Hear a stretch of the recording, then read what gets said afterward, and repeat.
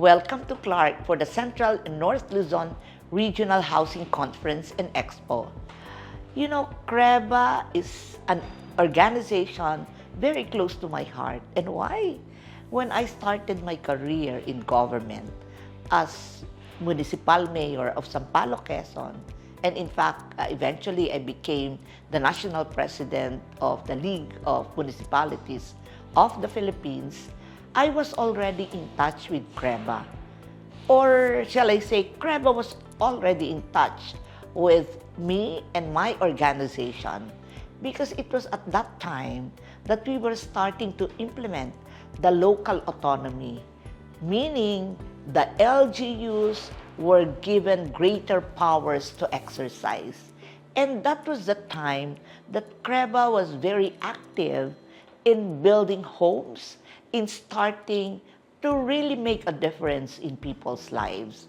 And so they needed the local government units to do their approval of their conversion, of their building permits, of the master development plan. And we were grouping as local government units, we were grouping on exactly how to exercise our powers. Some did it well, some didn't make it so well. Well, in fact, some LGUs were your problems. And so what was my role? My role then was to advocate for CREBA, to advocate for your group, that we needed to be more of enablers than regulators. We needed to help you. We needed to share your vision. And for that, I am grateful because it was your vision that stuck to my mind.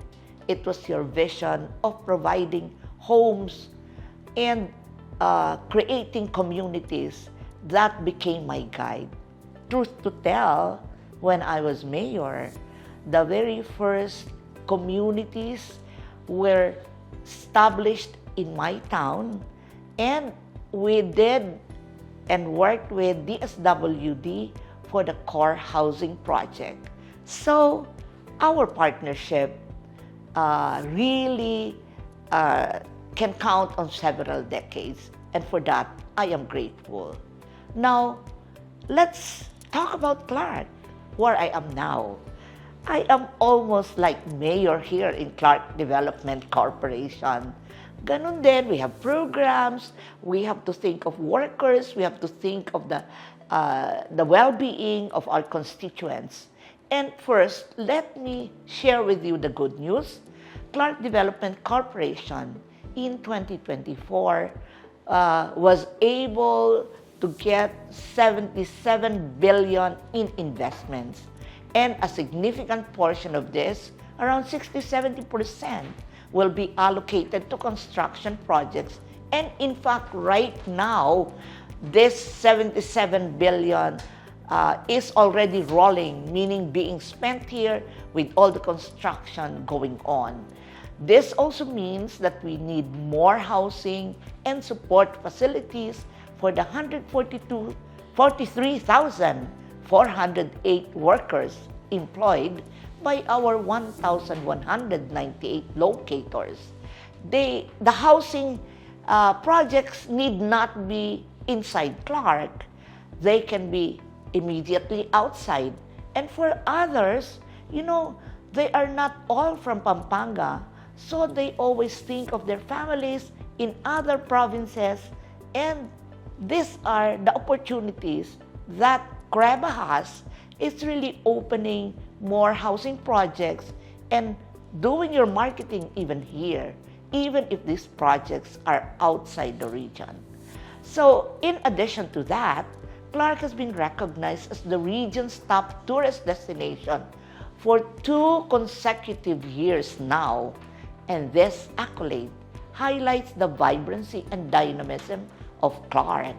We invite you to explore the business opportunities in our Freeport zone. CDC is dedicated to connecting stakeholders with investors, ensuring that Clark remains a thriving hub for investment, business, and tourism. Today's event is just the beginning. We are committed to building partnerships and ensuring Clark is open to everyone, ready to grow and contribute to our dynamic economy. I want to extend my heartfelt gratitude for choosing Clark as the venue for CREBA's Central and Northern Luzon Regional Housing Conference and Expo. Your presence here today underscores Clark's growing importance as a center for investment and development. And of course, guided by the principle of business with a social conscience, I commend CREBA for your commitment to balancing interests that foster socioeconomic advancement and ecological integrity. Together, just like in the past, CDC and CREBA can strengthen our collaboration to provide homes for every Filipino and drive economic growth. Once again, thank you for choosing Clark for your Housing Expo.